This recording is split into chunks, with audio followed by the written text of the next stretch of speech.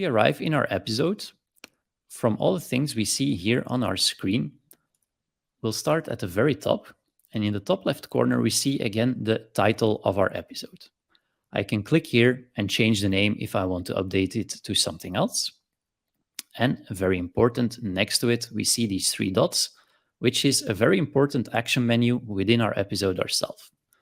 So if we click here, we see multiple options, and we'll come back to some of these in more detail in a moment.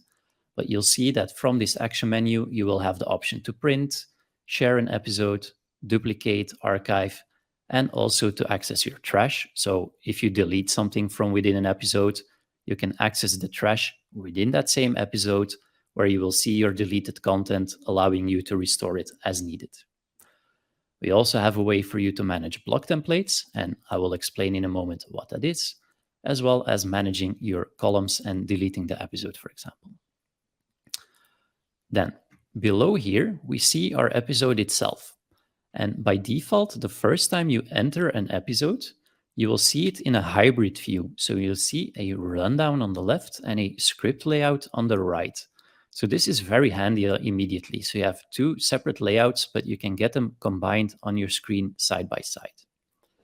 Then, depending on your role or personal preference, you can switch to either one. From the hybrid view, you can collapse your rundown by clicking this arrow button. Or in the top left corner here, you can switch to a script-only layout or to a rundown-only layout. So depending on your preference, you can use whichever layout you want.